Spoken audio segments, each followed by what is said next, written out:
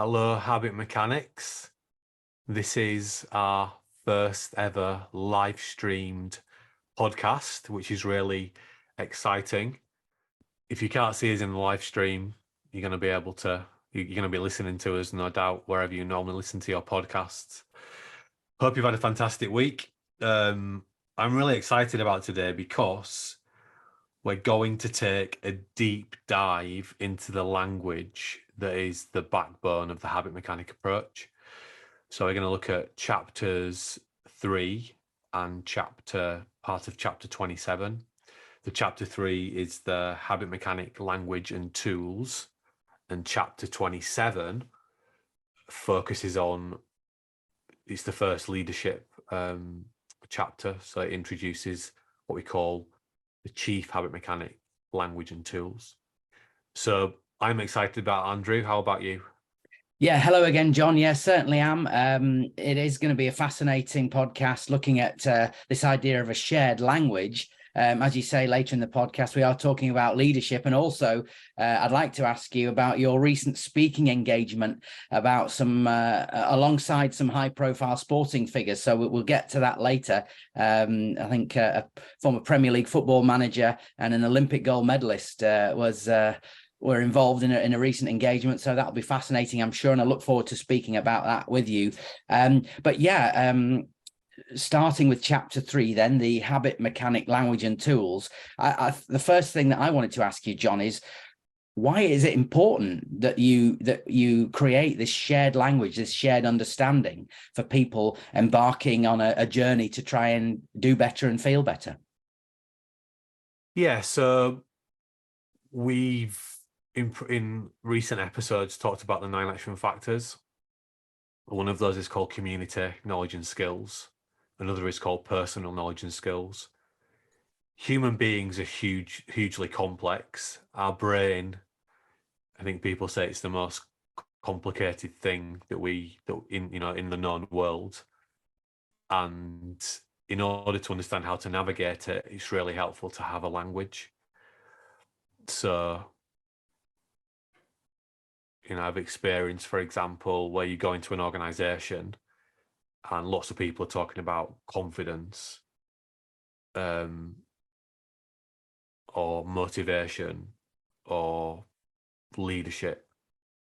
And when you dig into it, they might all mean slightly different things by those quite common words that we would use. So part of my journey's been to make it easier for people to understand individually and collectively, well, what does confidence actually mean? And therefore we can start to think about how we could improve it. So what emerged over the last literally 20 years is a whole set of language to explain core themes within the habit mechanic approach, and also to explain the core tools, both the planning tools and the reflection tools. And I think it just makes it simpler. You see in the Habit Mechanic University app, people just using now in a very familiar way, very simple language that is actually about really complicated things. And I think that, if you're going to study anything, if you're going to learn about anything in a detailed way, whether you want to learn to become a car mechanic or an accountant or a soccer coach or a school teacher or a lawyer or whatever, there is language that you have to learn ultimately. We are more complicated than any of those other professions, human beings. So it makes a lot of sense that we would have a language to explain ourselves that's not only easy to remember and share, but also it is based on actually what's going on inside us, but it's framed positively, so it actually helps us to do better. Yeah, that makes perfect sense, as you say, John. And the great thing about the Habit Mechanic book is it does set out all this language and all these terms and tools, and you're able to refer back to them. So it becomes a resource for life, a resource for the journey you're on to be your best and to feel better. So I'm sure people will get into the habit of referring back to these tools and applying them and gaining that understanding, that shared understanding that you talk about. Now, as you say, John, the language is in chapter 3 is divided into 3 sections broadly: core language, tools for self-reflection, and tools for planning to be your best and to improve. I think if we start at the first on the first page and the core language, I'd like to ask you about some of these and as you say, take a deep dive into them. So if we can, under the heading of core language, let's start with me power conditioning. Tell us more, John, please. Yeah, so I'm trying to think of where the term me power came from, and you can probably remember some of this as well. I certainly remember developing some of the icons around it and the imagery. I think the idea of me power was just very simply trying to help people to understand that they have a lot of internal potential, and if we can understand how our brain works, we can start to do some small, simple, practical things to think and feel and do a little bit better. Then that goes an awful long way to fueling our happiness and our performance. And I think that one of the most important but non-obvious things about the mechanic approach and about human beings generally is that we're thinking all the time, and most of us don't even recognize that we're talking to ourselves all the time. And you're talking to yourself right now, just notice how you said to yourself, I'm not speaking to myself. It's always there. So ultimately, we have a lot more control over what we think and do than we've been led to believe. And when we start to understand that we can actually even control the level to how we think, then that's the first step to doing better. If you think about the T plan, for example, which is the tool in chapter 1 of the book, which we'll come on to, the first question in that is, how well did I do my best to be at my best? So me power conditioning is about working on yourself, conditioning yourself. People are most familiar with that term, conditioning, in terms of the physical elements. And I remember reading a paper when I was an academic that was about periodizing mental skills training. So mental skills training is about using thinking, training yourself to think in simple terms in a more helpful, powerful way. And I started to see people drawing parallels between mental skills training and physical training. And that's probably where I started to think about this idea of, conditioning, which is more of a physical term. Yeah, I think that's a useful parallel to draw, John. As you say, athletes will engage in a period of hard work, and then maybe alternate that with some work that's easier. And it's a very useful idea, I think, when you think about training for the long term and preparing and going on a journey. Okay, thanks for that, John. Connected to that, then, I think, is the term that we see under core language, HUE. Horribly unhelpful emotions, this idea of thinking all the time, and can't always be helpful thinking, can it? Yeah, so horribly unhelpful emotions, I distinctly remember creating this idea. And I remember the first time we used it was in some schools in London called the Quintin Kynaston schools, which are out down by Lords. Cricket club, but they're a real it was a school that was in special measure at the time when we went in. And I remember our head of education being a bit nervous about using this new language about HUE and horribly unhelpful emotions. But the kids just loved it, and within minutes they were repeating this back. And I think that I've been compelled by a long time that emotions drive everything that we do. The whole backbone of my PhD is emotional regulation, and the hypothesis, if we can get better at that, everything in our life gets easier. So I just wanted to give it a really friendly label. And I think the idea of a character is just really brings something quite intangible to life. And there is something about the name Hugh. I know a few Hughs are all a bit different, but people seem to connect to this idea of Hugh being a little bit of a maybe grumpy or a bit irritable. So yeah, it's just been, you create these ideas and you don't know how they're going to land, but this one has landed particularly well for some reason. I'm not sure why. But yeah, that's what Hugh means, horribly unhelpful emotions, and it's driving everything that we do. It runs the lighthouse brain, which we'll talk about later on. Yeah, it's funny you say the lighthouse brain. That was going to be my next question, my next term to discuss with you, John. Of course, Hugh is a key method for you to help people understand about their brains and how they're thinking and how they're talking to themselves. The lighthouse brain connects to that also.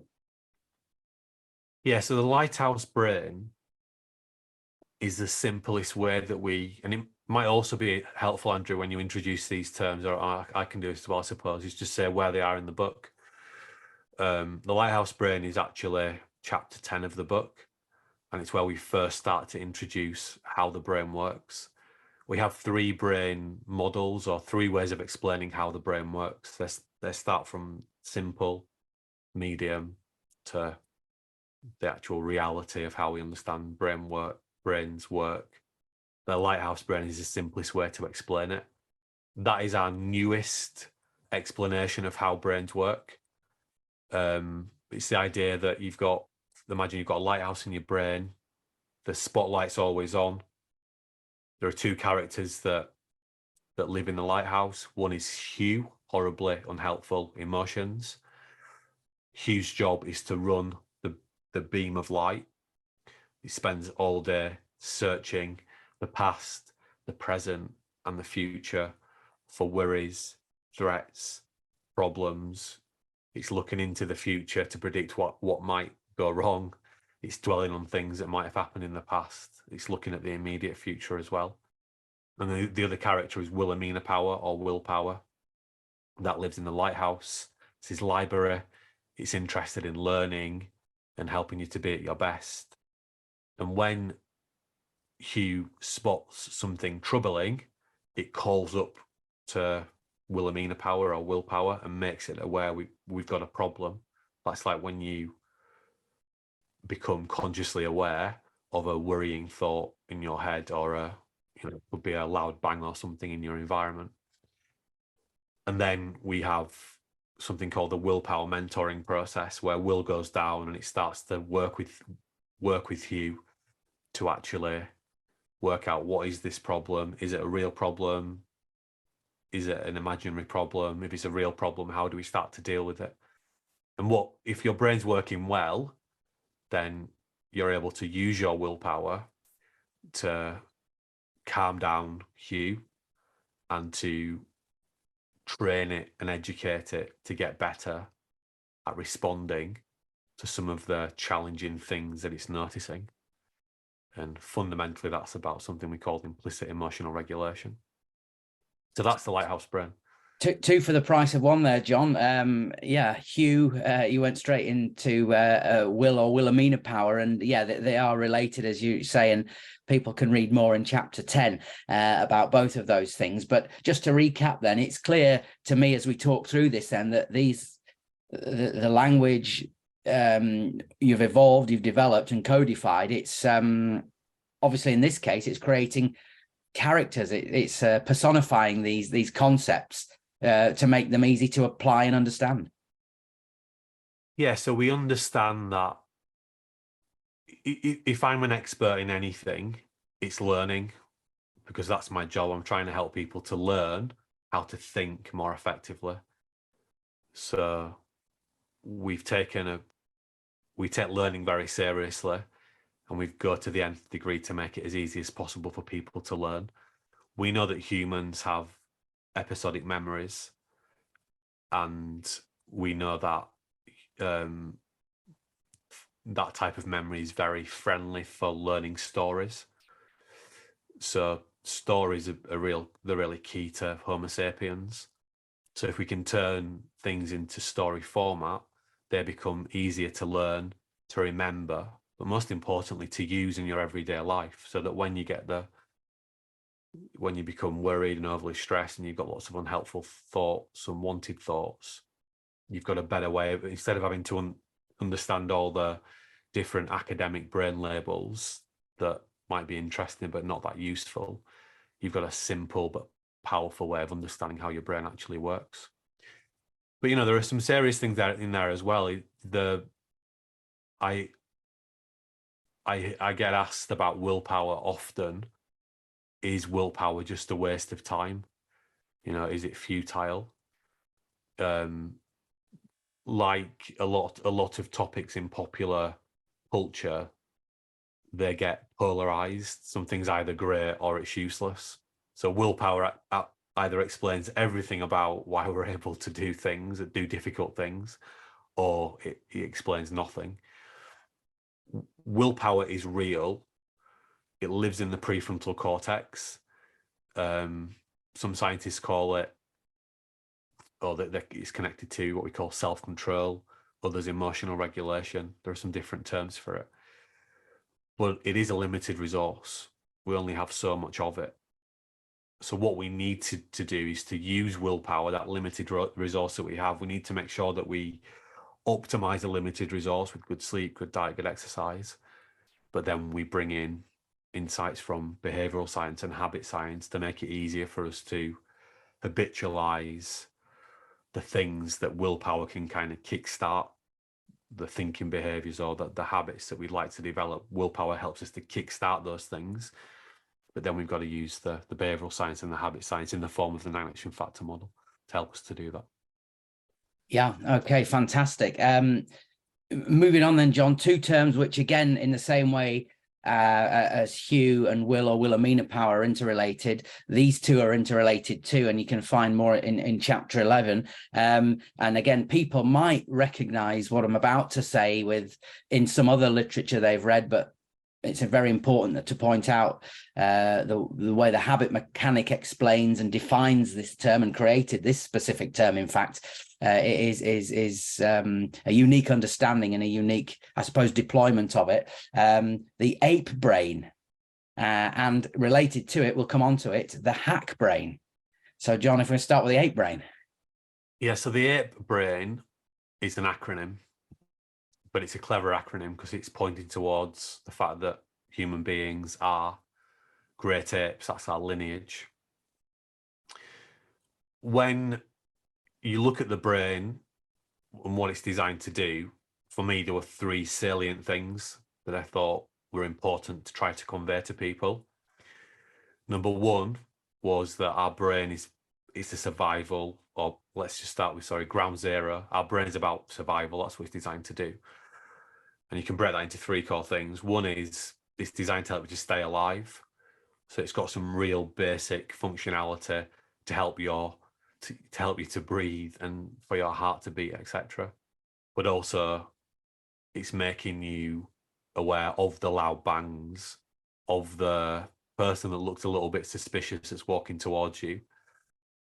So it's helping you to stay alive. The second thing, and it's connected to the first thing, but it is distinct, is that it's interested in your social status, or in other words, how you're perceived by important people in your life. So for most of humans are not the biggest, fastest, strongest animal on the planet. Our unique survival advantage is working intelligently in teams.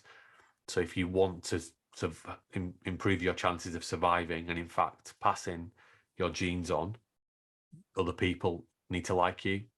So our brain is hardwired to be aware of that. In fact, the parts of your brain that are telling you about what important people think about you, your social status, are hardwired into the parts of your brain that tell you if you're thirsty or you're hungry. That's how fundamental it is.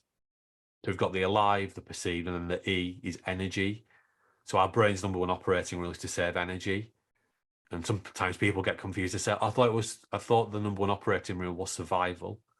Well, no, our brain's designed for survival. You can't survive if you don't have any energy. That's sort of the most basic limiting factor. Think of your car. Your car can't go anywhere if it doesn't have any petrol in it. Your body can't function if you don't have energy inside it. And for most of our existence, energy has been a scarce resource. So we are wired to conserve energy at all costs. That's why we habitualize everything, because habits are the most energy efficient ways to do things. That's also why supermarket shelves emptied in the pandemic, because people panicked and thought there was going to be a lack of energy resources. Yeah, so that's the 8 brain: alive, perceived, energy brain. Yeah, okay. And then, as we say, connected to that, the hack brain, the helpful attention control brain. I've started defining it there for you, John. Yeah, so the helpful attention control brain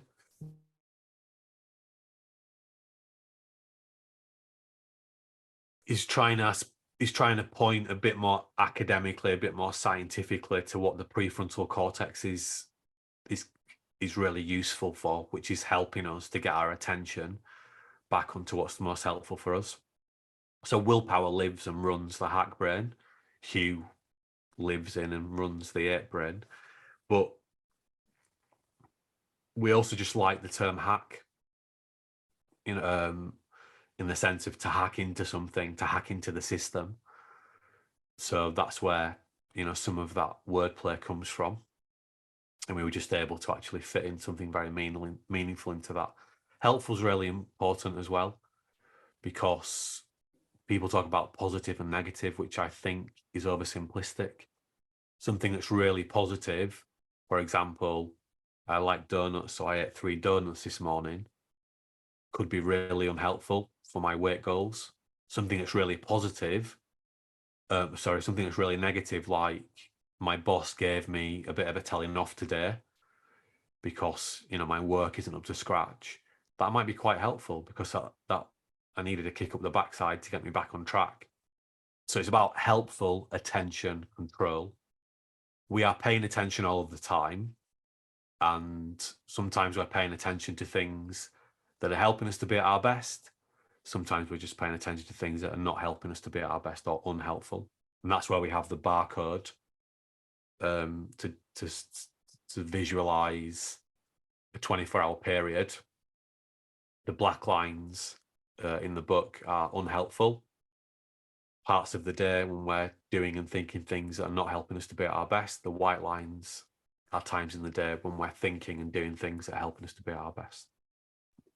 Yeah, and of course, it's important to point out that all these terms are nicely set out for people in the Habit Mechanic book, and specifically these 2 terms you can read more about them in chapter 11, but they're all set out for people in chapter 3, the Habit Mechanic language and tools. We're looking at the core language just at the moment. There's over 2 pages of these terms, but I would advise people not to be intimidated, because the accessibility and the clarity there is so helpful. But it does nevertheless show the comprehensive nature of what the Habit Mechanic can do for people. And understanding these terms is a fantastic way, I think, to start your journey to feel better and be better. I'm going to ask you a few more terms within the core language section, John. We probably haven't got time on this podcast to do them all, but again, 2 interrelated ones. When it comes to people, as I say, trying to be better, trying to feel better, and focusing on that development. Chapter 14 for these 2, hedonism and eudaimonia. Yeah, so I suppose people might think they know what hedonism is initially. Yeah, and that, I'm sure they're in the right ballpark as they think of what it means for them. The question of what is happiness, what do you need to be happy? I saw someone posted it on LinkedIn. Well, what you really need to be happy is freedom. And I was thinking about what that means in the context of what I understand. But I think happiness is a three-part equation. And the first part is getting your brain working well, which means good sleep, good diet, good exercise, good social connectivity. The second part of the equation is hedonism, that is letting your hair down, having some fun, giving into short-term gratification now and again. That's easier to do than ever before because of the world that we live in. We can buy pretty much anything that we want, or we can access that. We can, check in with social media. Any foods that we want are available to us. We can watch TV 24/7, etc. So it's easier than ever to have hedonic experiences. The third part of the equation is eudaimonia, which really at the heart of it is delaying short-term gratification so that you can make personal progress, so that you do what I call a high charge work, and you delay the temptation to give in to the short-term gratification thing, and you keep persisting so that you actually grow and you learn and you feel better about yourself. So being happy for me is a balance across all three of those things. But the challenge we face is that it's easier than ever to do hedonic things. That disrupts good brain function. So it disrupts good sleep, good diet, good exercise. And it also makes it harder to make progress on meaningful activities that are often mentally challenging. And because our brain's designed to save energy, it resists going there. So that's what those terms mean. So it's trying to dig into, as much scientific insights as we can to build really strong foundations for what we're helping people to do. So I just didn't want to say, well, happiness is important. I wanted to say, well, what actually is happiness, and what are the subcomponent parts of that? And I'm pretty compelled by that equation. It doesn't, it's one of those that when you go back to it time and again, it still makes a lot of sense. So yeah, that's what they mean. Yeah, and chapter 14 is the place where you can read more about hedonism and eudaimonia. As I say, we won't do them all, John, in the core language section because of the length, but you just mentioned something there which connects to a term I wanted to ask you about. You talked about high charge, and this relates to the core language, the core term brain states, which is discussed in detail in chapter 25, but listed in chapter 3 as we're talking about today. So please do tell us what you mean by this term brain states. Yeah, so we like to think of the brain as being like a battery. It's only got so much charge in any 24-hour period, and there are 3 states it can operate in. One state is recharge, one is medium charge, one is high charge. In the recharge recharge can be sleep or non-sleep. In the medium charge brain state, we do our easy work that we call freezing ice cubes. In the high charge brain state, which is a limited resource, we can only have so much of it each day. We build our ice sculptures, which is our mentally complex and challenging work. And the key is to get the optimal balance between those brain states every day. So the optimal balance is a bit like a pyramid structure, with the recharge at the bottom, the medium charge in the middle, and the high charge, which is the scarcest resource, at the top. So I'm setting up my work days, so that I can do between 4 to 5 hours of high charge work every day. And the core tool that we use to help people to put all that together is called the willpower story, which is one of the main tools in chapter 25. So that's what we mean by high charge brain state and brain states more generally. Yeah, I think that's a really useful metaphor, if you like, the idea of the brain as a battery. I certainly find that extremely applicable and accessible when you're thinking about your day and trying to be your best at any point during the day. It really is a great tool and a great way of thinking about it. Final one then, in the core language section, if we may, and we're going back up the list actually, but that doesn't matter. Chapter 23 for this one. I think it's something that I've seen it have a really significant impact with people. You use the term the house of confidence. Yeah, so we created the term the house of confidence, again, just trying to make something that's quite intangible much more tangible. So confidence is a term that's used on a daily basis by a lot of people, but what does it actually mean? How can you make that term more helpful? So the house metaphor has a few different components, but we know that confidence has two components as a construct. It isn't one thing. But people seem to talk about one or other of those constructs interchangeably with confidence, which is inaccurate. And also it's going to lead to you building poor confidence. So confidence has two parts. One is belief, which is called self-esteem. And the other part is evidence, which is called self-efficacy. So the house works quite well because you can think of the bricks as your evidence as to why you're good at something. So let's just say maths as an example. So you might have one brick for addition, one brick for subtraction, one brick for division, one brick for long division, one brick for knowing your times tables, and so on and so forth. Equally, you might have bricks you'd have bricks for reading and writing and listening as well, because if you can't do those things, you're not going to learn math either. So you've got the evidence, and then the house as an entire structure is your belief. And if you think of it like this, you build much more robust confidence. Also in the original House of Confidence visual and how we explain it is the 3-to-1 mechanism, which is based on Barbara Fredrickson's work. The idea that if you're flourishing in life, if you're doing really well, you're processing at least 3 positives to every 1 negative, which I think of as a helpful way of thinking.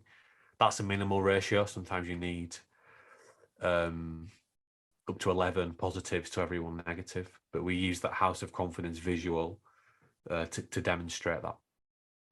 Yeah, so that's House of Confidence. Yeah, when you see that visual, it really does make it even more digestible, and that's a great explanation.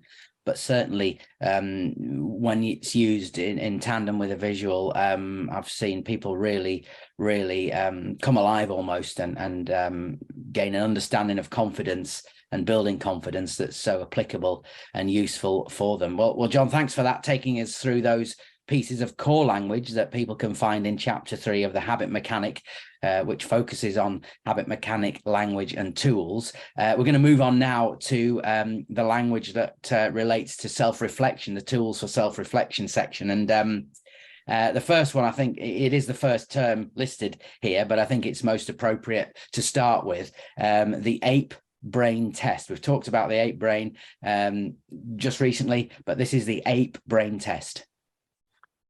Yeah, so this is our most basic, what we call habit metric.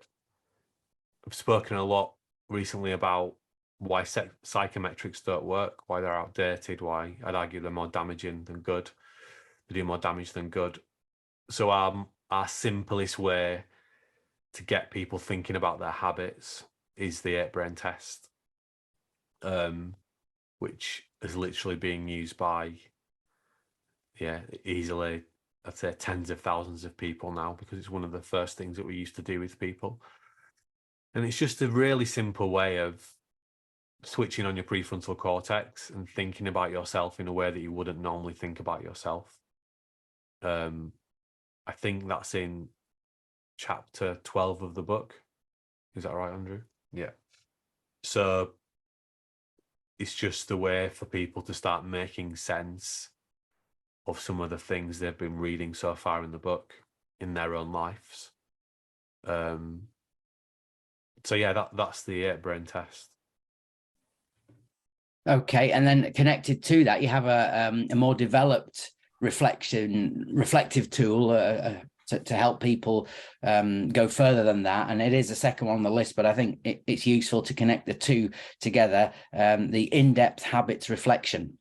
Again, well, that's in chapter 17. Yeah, so what we've learned is that the way that we ask people to think about themselves via our habit metrics can be quite difficult, because we're just not designed to think about ourselves in these ways. So right now we can see each other quite clearly, Andrew, almost in 2020 vision, even though we're in an online meeting. Our ability to see ourselves in the same way is very, very limited. So our brains are just not wired to be good at thinking about ourselves and how we're doing. You know, so if you get a rumble in your stomach, what is it? Am I hungry? Am I tired? Am I got an upset tummy? Am I sad? We're just not good at reading ourselves. So what we're doing with these habit metrics is making it easier for people to do that using these tried and tested frameworks. So the in-depth habit reflection builds on the 8-brain test. It gets you thinking again. You don't just do these self-assessments once. They're evergreen self-development tools. And then what builds on the in-depth habits reflection is the helpful habits reflection. And I always start my coaching work using those tools to get people thinking about themselves. Very soon they'll be available in the app as well, actually, so you can store your data. Just making it easy to see the progress that you're making on different areas. But yeah, they're designed to help make it easy to switch on your prefrontal cortex, but to think about yourself in a structured and systematic way that allows you to recognize the helpful things that you're doing, but also some of the unhelpful things. So you can start to target one tiny unhelpful thing and build a better habit in that area. Another way we would explain that is it helps you to identify your destructive habits and start to destroy them, and start to uncover your super habits and start to build them.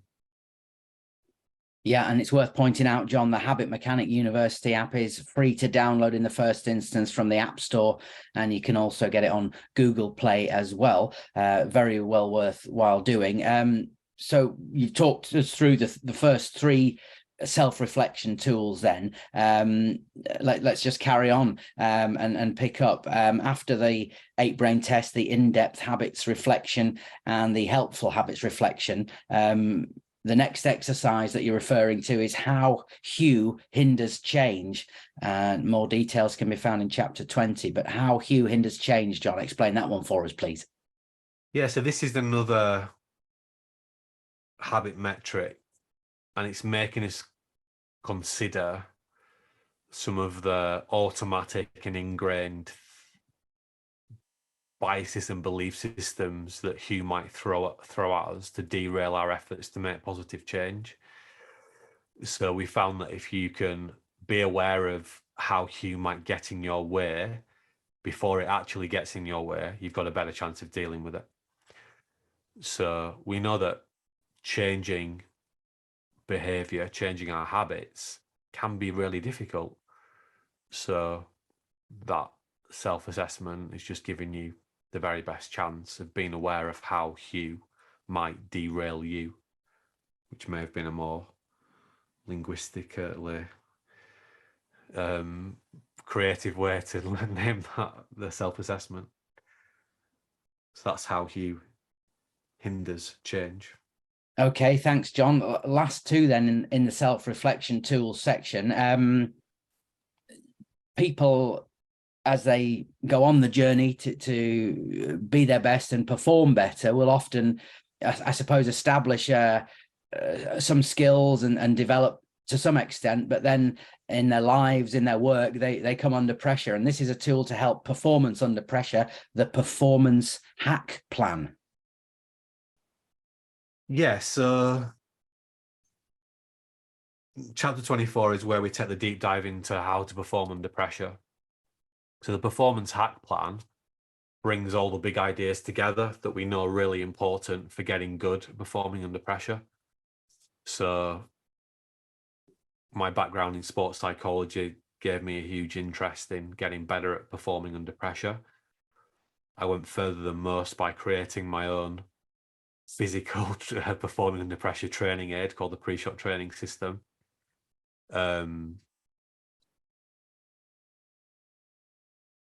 Yeah, so the performance hack plan is just making it really easy to understand what you're doing well to give yourself the very best chance of performing under pressure, whether that's a presentation or hitting a golf ball or anything else that you want to get better at under pressure.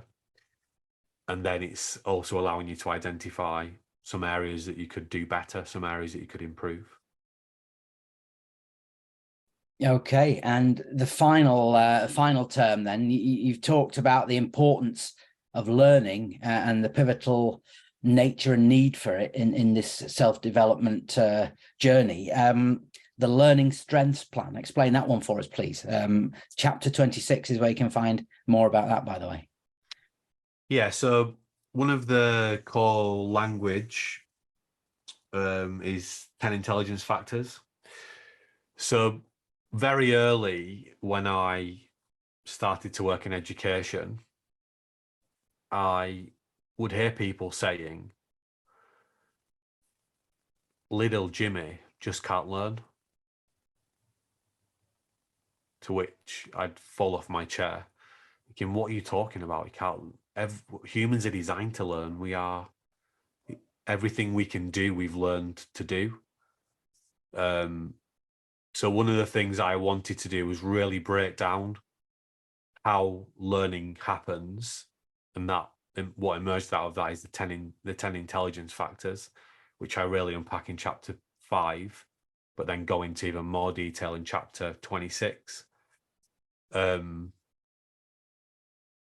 We can all learn. We're all doing it all of the time. Already in this podcast, you've learned some language that you may have not been familiar with before. But there are really smart, efficient, and effective ways to learn. And there are ways to practice that are not very effective. So the Learning Strengths Plan, it allows you to put into practice the learning insights that we share and think about how you're giving yourself the best chance or not to optimize the time that you're spending doing formal learning. So including things like activation levels and how you're repeating things or not, etc. But it's just a really important part of writing the Habit Mechanic book and creating the approach is making sure that you don't just give people the knowledge and some skills, that you start to give them a pathway to developing better habits. So that's what the Learning Strength Plan is for. And of course, fundamentally as habit mechanics, we're all learning to get better at building better habits, so although learning might not feel immediately that important for you, if you want to be healthier and happier and at your best more often, it is the main conduit for that, because you need to learn how to change your behavior ultimately. Yeah, when you put it like that, John, you can certainly see the absolute pivotal nature of it, and as you say, it's something people might not have immediately associated with this, but yeah, absolutely, you can see that. Well, thanks so far for taking us through some of the terms in the core language section of chapter 3, and also the tools for self-reflection. The final section then is the planning tools. These are tools to help people plan to be their best and plan to perform well. And if we can take the first two together, I think it's relevant.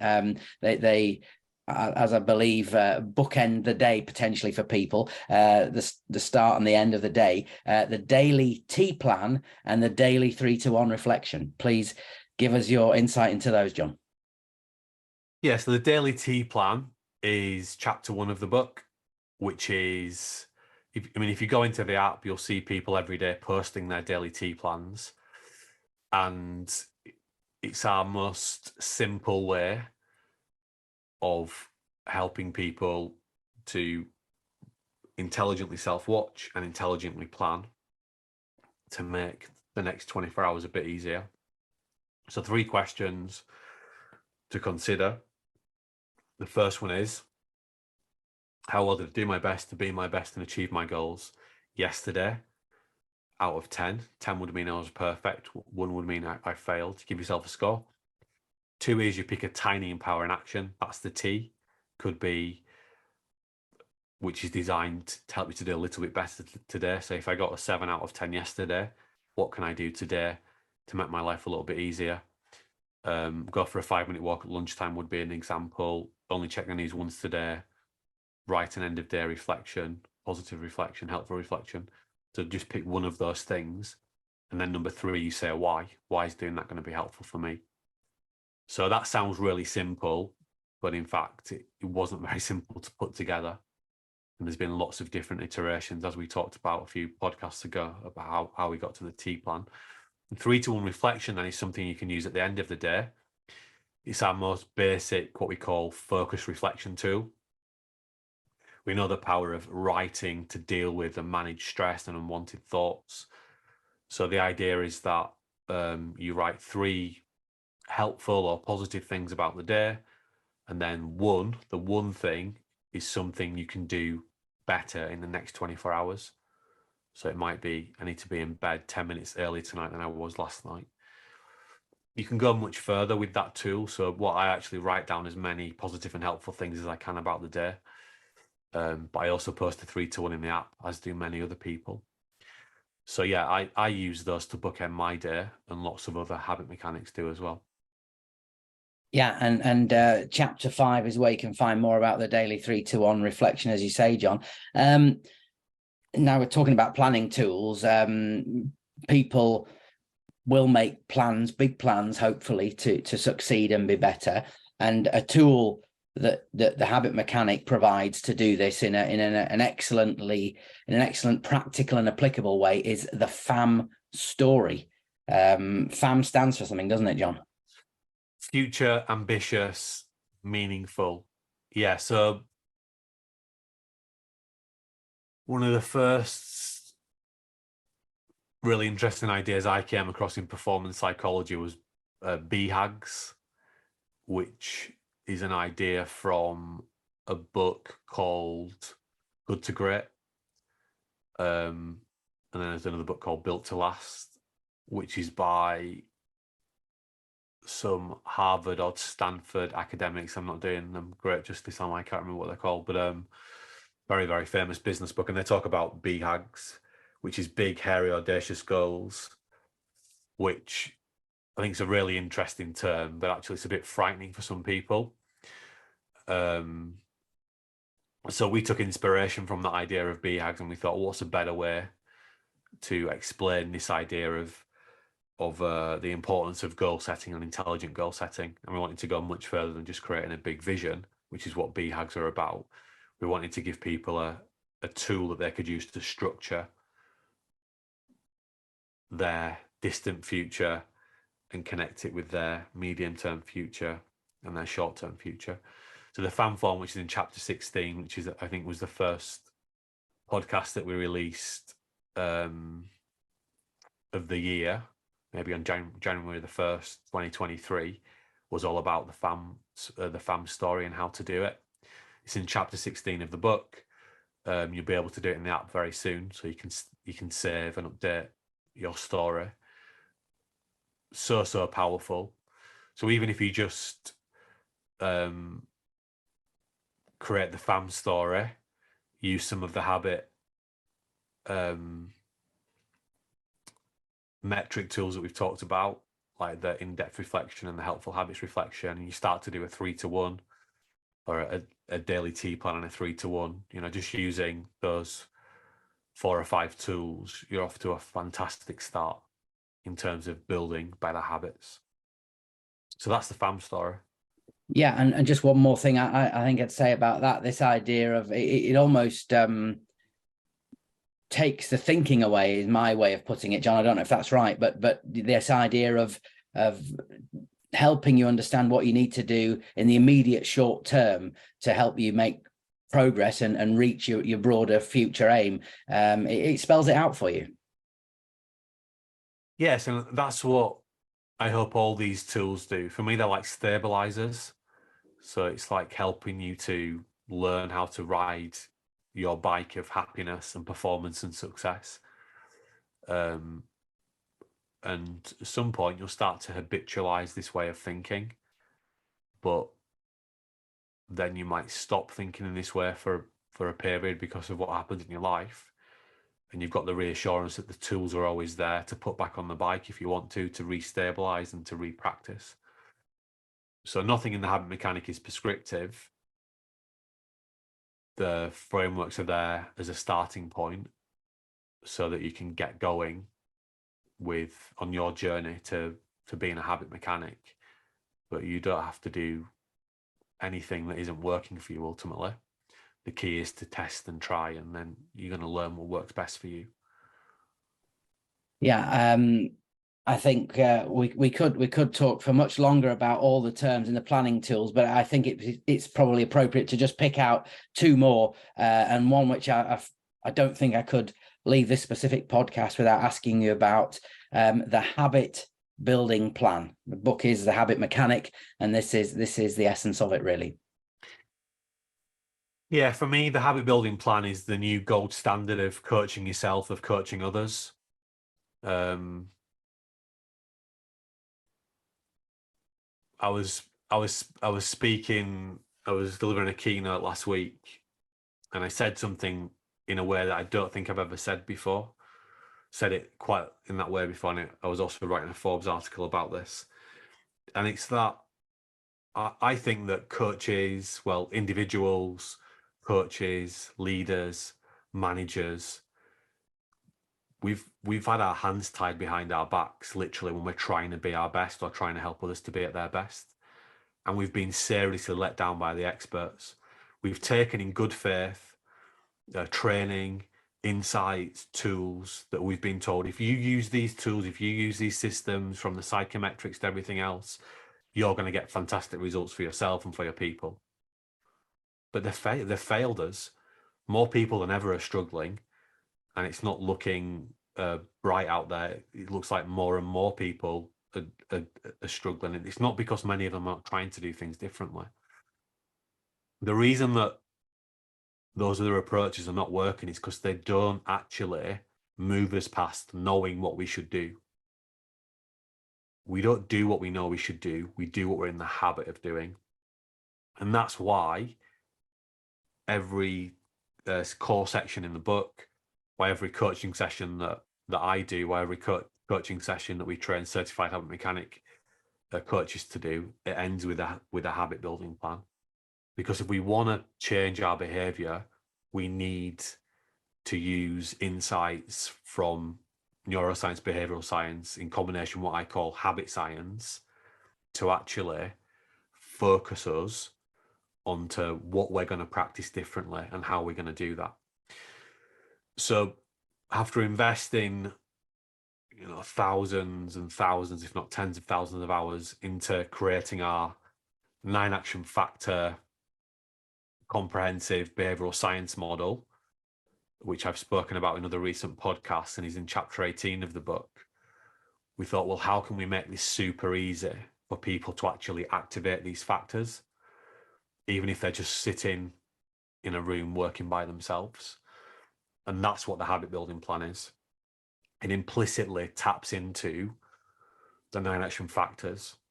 So you don't have to know anything about the 9 action factors, but you can still start to get better at activating them by answering the questions in the habit building plan.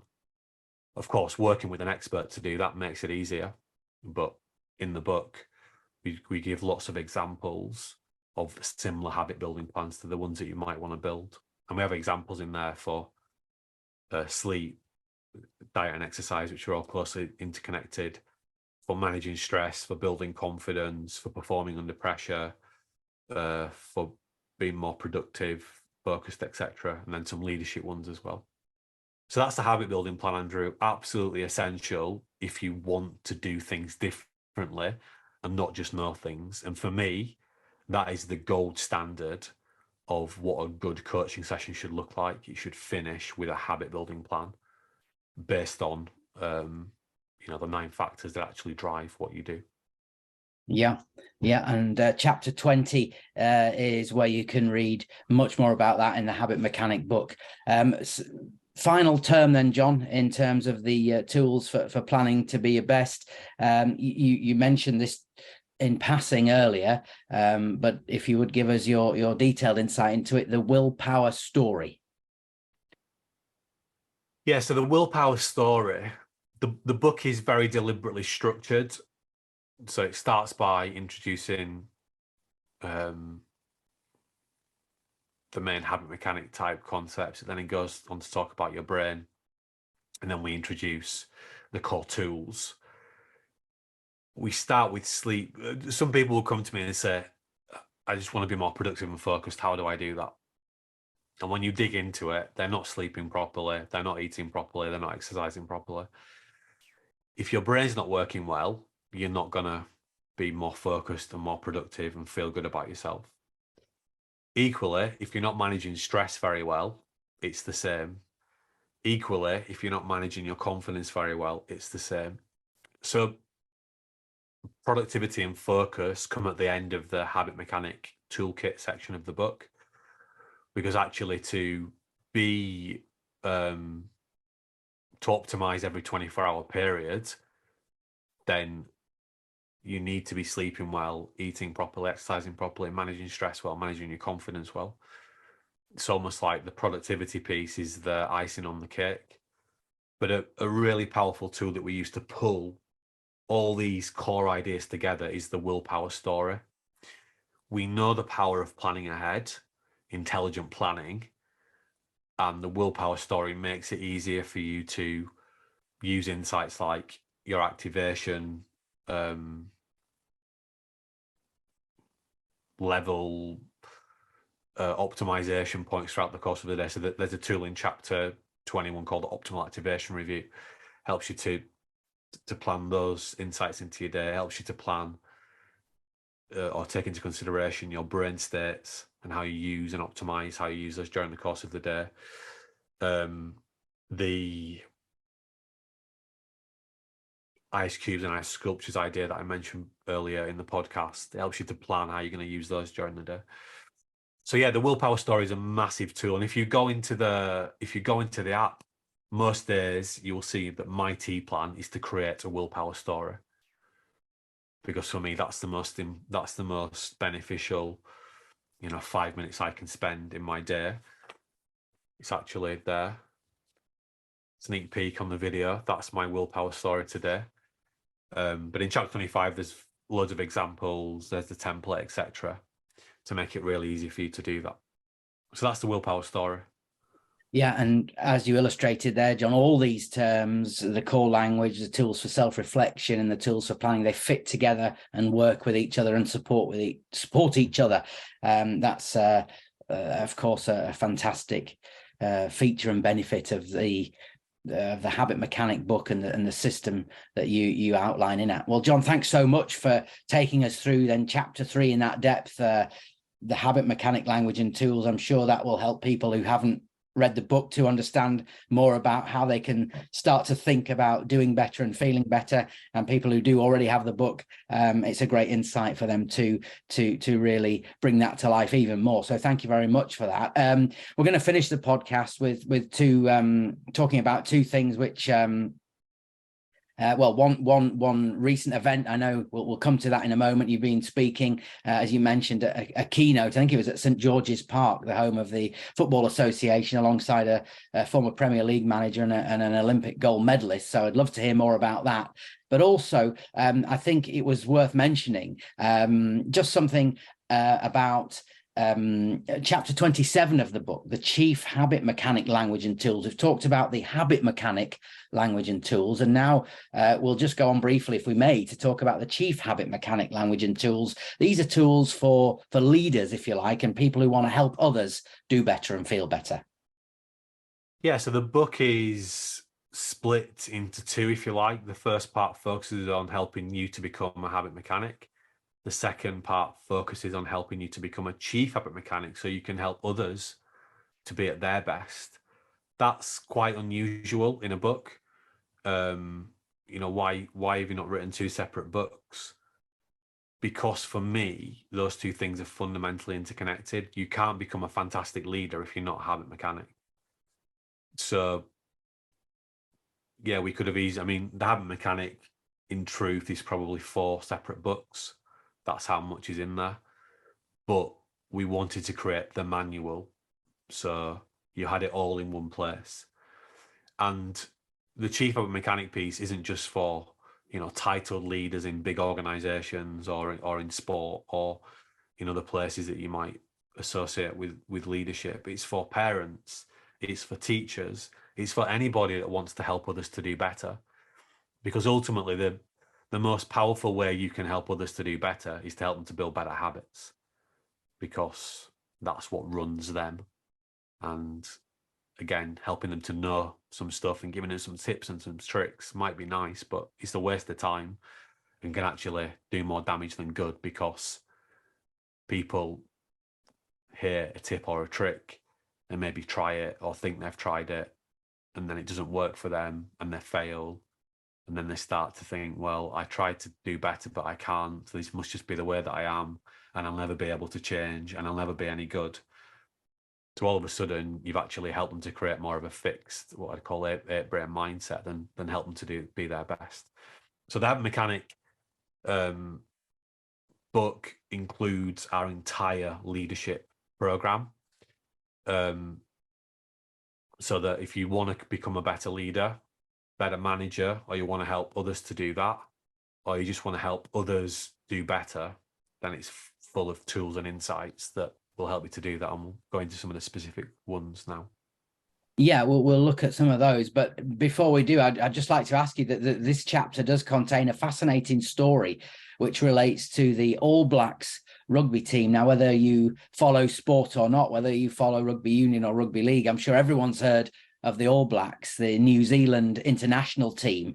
A fantastic winning record, almost unbeatable. The epitome of a successful team. And their coach, or their then coach, Steve Hansen, you tell a story about him in this book, which you observed from the Amazon documentary on the team, which was a fly on the wall, fully candid look at their inner workings. Yes. So I think the book has over 40 of these types of stories where we use these real world case studies, either with people we've worked with ourselves or people that are in the public eye. And we've managed to get some really good insight via books or documentaries and things. Yeah, the All Blacks are renowned for being one of the, well, often they're called the most successful sports team of all time.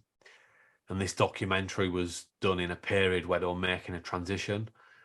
A lot of experienced players had retired essentially, and then newer players were having to come in to take up the leadership reins.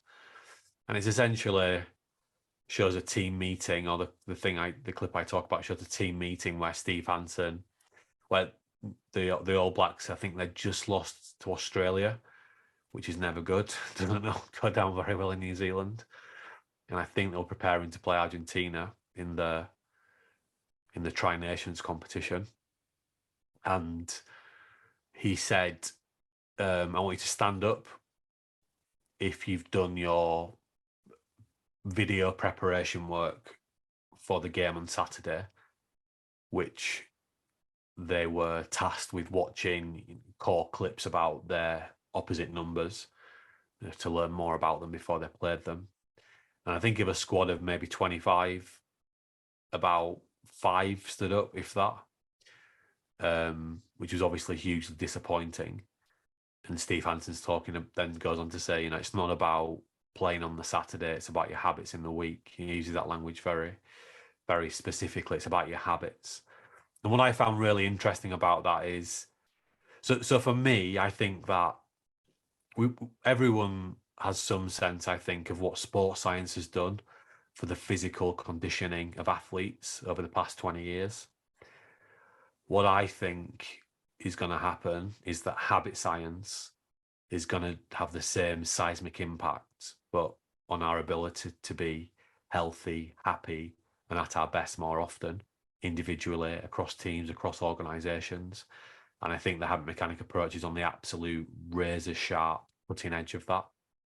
Because what's striking is that Steve Hansen, as massively experienced coach as he is, he's been let down by the experts because he could get the the new players that were coming into the environment physically fit and physically conditioned, because the scientists and the practitioners were able to help him to do that. What he couldn't do was get them to adopt the habits he needed them to adopt in order to be the best All Blacks that they could possibly be, because the scientists and the practitioners weren't able to provide him with the answers. Whereas now I think we're in a much better position to do that. So yeah, that's the All Black story. I don't know if I got to the heart of what you wanted me to get out there, Andrew, but yeah, I think just one thing I picked out about the way you relay the story was that I think you picked out a quote that after that pivotal moment where he helped the squad reflect and revealed to themselves and to their peers that they weren't perhaps as working as diligently as they might be. I think he talks about that moment and said something along the lines of, I think if you think you've arrived, then it'll probably be the end of the road, i.e. don't stop working on yourself. yes, I think that's from a separate, I think that's from an interview before New Zealand played Ireland, I think. But yeah, it's from a similar time period. But yeah, it speaks to the point that Steve Hansen desperately wants, and the All Blacks pride themselves on creating a culture where everybody is working on themselves and everybody is striving to get better. But clearly in that moment, many of the players weren't. And that's because the 9 action factors were not aligned to help them to do that. But we haven't understood that before. Now we do, and the habit mechanic, I believe, is going to make it easier for people to build cultures that make it easier for people to be at their best. Yeah, well, you said a word there that is included in and connects to what I'm going to ask you about next, culture. I think the most important term that's defined and set out in this chapter about the chief habit mechanic language and tools is the 5-stage team power model. Please do tell us about that, John, if you would. Yeah, and the good news is we just released a webinar that we're going to do on March 21st about the 5-stage team power model, but it's in the book as well. Yeah, so again, having worked in professional sport for a long time, having done an undergraduate in sports science, a master's in sports psychology, you think, well, how do teams actually work? What makes a good team? And you have these black box outdated models like the Belbin model, etc. And I just couldn't find a model that really I thought was really, really effective in explaining how high performing teams work, that had a good neurobiological basis, that had a good neuroscience basis, that really thought about habits. So I created the 5-stage team power model. I used insights from academic theories, from brain science, from behavioral science, but also a lot of the work that I'd done with some, top elite world leading sports coaches that I've been lucky to work with, using insights that I gleaned from them. And I put it together in this model that's really powerful and really robust. And literally within 5 minutes, you can assess your team. And then the next 5 minutes, you can get your team to assess themselves. So really simple, really practical, build on all the ideas from the habit mechanic. And it gets you thinking about what are the habits in the team and which habits are helping us to be at our best. What do we need to change? And then it plugs into our leadership framework as well, which is powerful.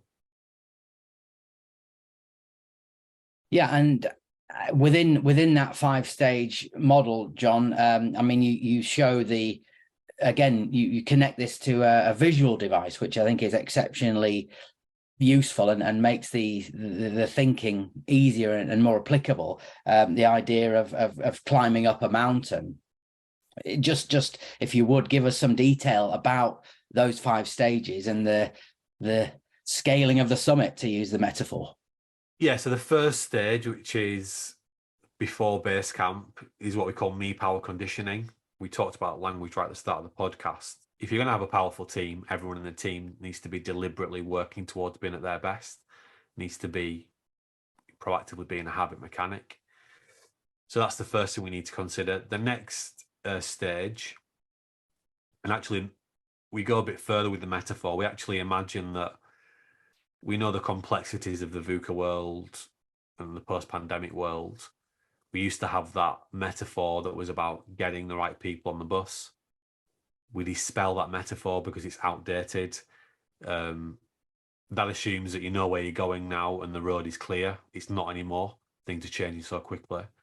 It also assumes that there's a dominant leader in the team, or that leadership is disproportionately, or that, but actually, no, let me scrap what I said, that it assumes there's a leader on the bus and everybody else are passengers.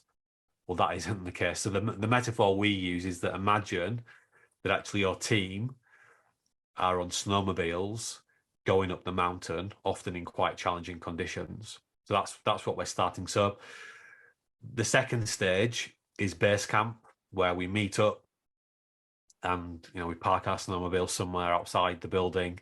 We go in and we work out what are we trying to achieve here? What are the big goals? What's the mission? What does the top of the mountain look like? And we distill that down into roles and responsibilities. And we try to do that in a self-determining way as we can. And this really connects into the cultural architect part of our leadership model, which we'll talk briefly about later. So we set out the vision, people buy into and are empowered to buy into their roles and responsibilities. Then we get on our snowmobiles and we set off. So that then the third stage is called group climbing support. This is how we communicate with each other day in and day out to help each other to be at our best. This plugs into two other areas of the leadership model, which is the role model and the action communicator. Step 4 is what we call campfire discussions. So this is highlighting the importance of that need to develop each other and doing that very deliberately. So carving out some time to coach and mentor each other so that we can all continue to learn the essential skills and habits that we're going to need as we tweak and refine what our team needs to do in order to win and beat the competition in the challenging modern world. That plugs into something we call the swap coach, which is another part of our leadership model. And then stage 5 is called the group climbing review, where we periodically stop, get together and review the goals and the mission that we set out in the community base camp and question, is this still the mission? What's changed? What do we need to adjust? What are we doing well? What can we do differently, etc.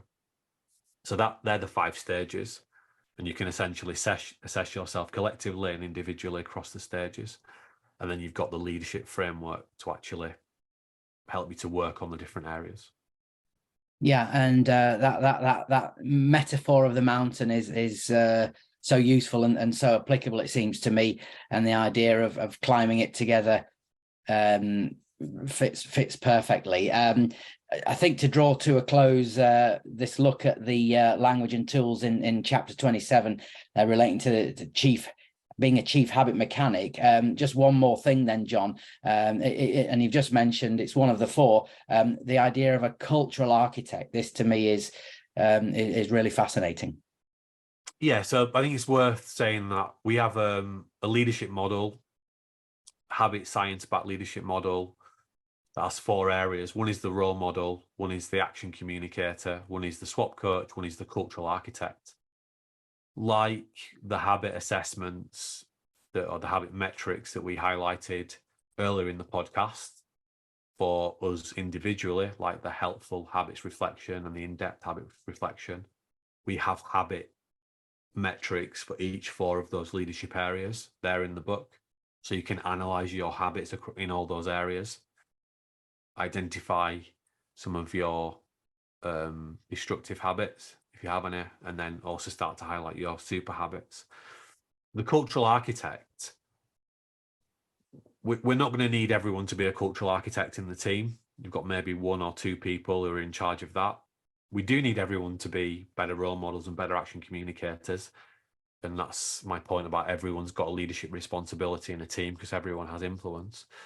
But the cultural architect is about stepping back and being responsible for creating what we call a purposeful development culture, which is a culture that makes it really easy for people to turn up every day and to work towards being at their best and building better habits and just getting a little bit better.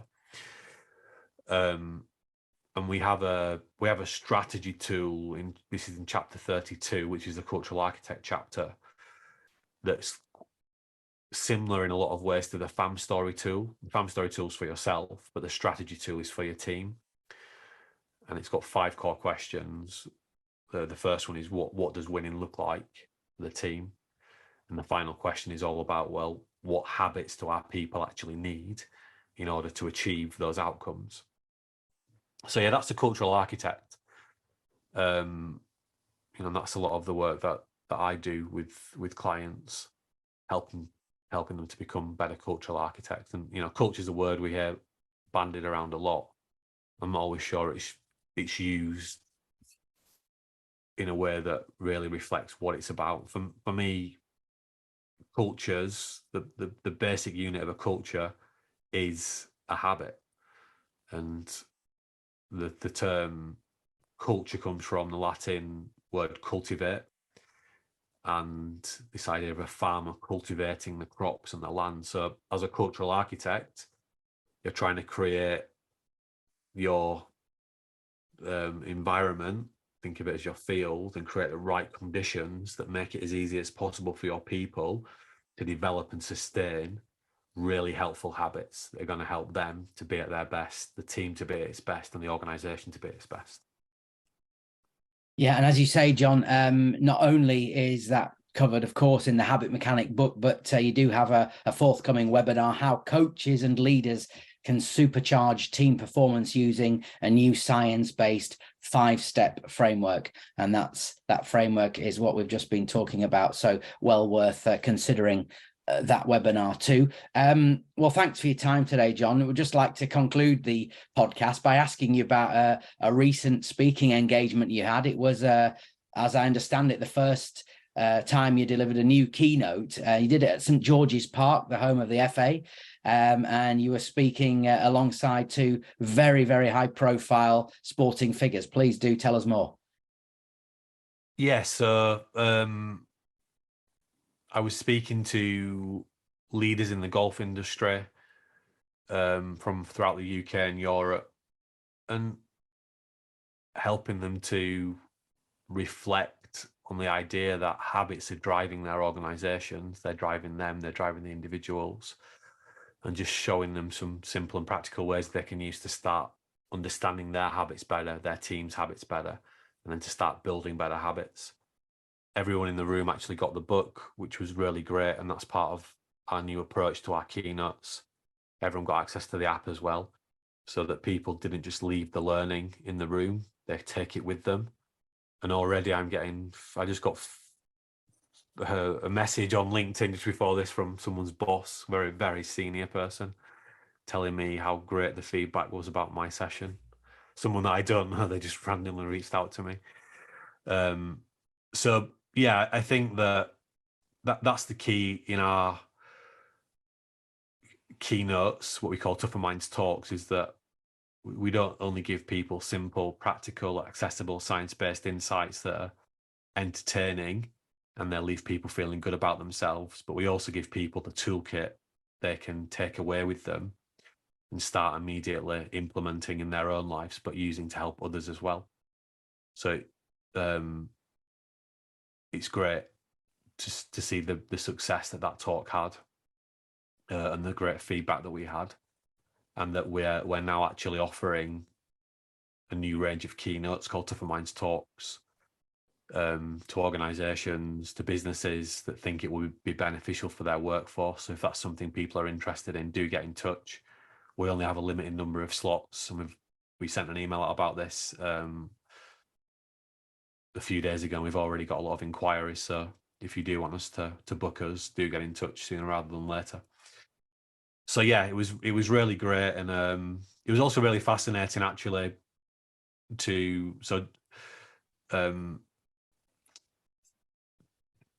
Tim Foster, who won an Olympic gold medal, he talked about his team and the things that they did to perform well. He was a rower, wasn't he, as I understand it, John? He was a rower, very high profile, because he won a gold medal for GB when we didn't win many gold medals. So, and he did it. He was in the same crew as Steve Redgrave, who's one of the greatest Olympians of all time. But yeah, so he was showing the things that they did in their team, and you could completely connect that to the 5-stage team power model. But it was also interesting to listen to Steve Bruce, very seasoned football manager, and listen to, I suppose, some of the challenges he was sharing in trying to get players to change their behaviour. And one story he gave was about his last job, I think it was at West Brom, where they wanted the players to stop using their mobile phones.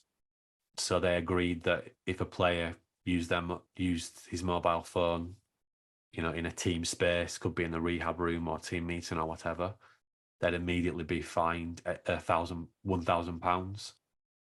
But he said within 5 minutes of us setting the rule, we already had 8,000 in the kitty, because people just willfully decided that they'd rather pay £1,000, and use their phone. But for me, it's an interesting reward and penalty. So reward and penalty system is one of the 9 action factors. Clearly, that penalty system wasn't enough.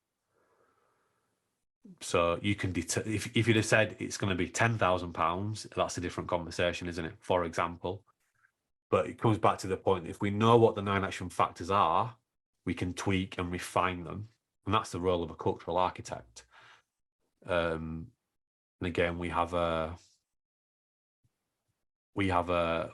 about the habit building plan before. We have a similar tool in the leadership section of the book that's focused on culture and helping you to understand how the 9 action factors are influencing what your people are getting good at, for better or for worse. But yeah, Tougher Minds Talks. If you want to book one, get in touch. We'd love to have a conversation.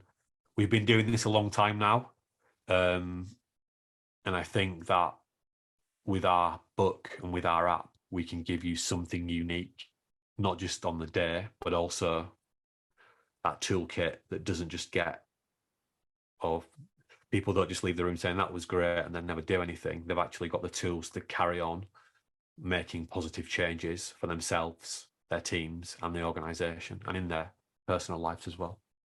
Yeah, thanks, John. It's been great to talk today, and thanks for sharing that story. I'm sure Steve Bruce has probably seen the figure that the fine really bites increase over the years as the Premier League's become more successful. But that's definitely a different subject for a different podcast. Again, thanks for talking to us, John. Worth pointing out that anyone who wants to contact us can do so via the website tougherminds.co.uk. If you want to find out more about the new Tougher Minds talks, the new keynotes, tougherminds.co.uk is the place to make contact. You can also sign up to receive information about Tougher Minds services, and link, of course, to download the Habit Mechanic University app via the App Store or Google Play, and of course a link to get your copy of the Habit Mechanic book. And please don't forget to like, subscribe and review this podcast on the platform of your choice. John, again, thanks for your time. Anything else you'd like to say in closing? Thanks again for listening. If you've got the book, read it. If you've already read it, read it again. If you're in the app, check out people's T plans and 3-to-1 reflections, like, comment, post your version of a T plan and a 3-to-1. The more that we engage and support each other in the app, the more we're helping others to be at their best, and that's a great way to help yourself to be at your best as well. So remember, this is a journey. There's no magic, but I firmly believe that we're using the best science and the best toolkit to help us to be at our best. So keep persisting, and remember, you're only ever one habit away.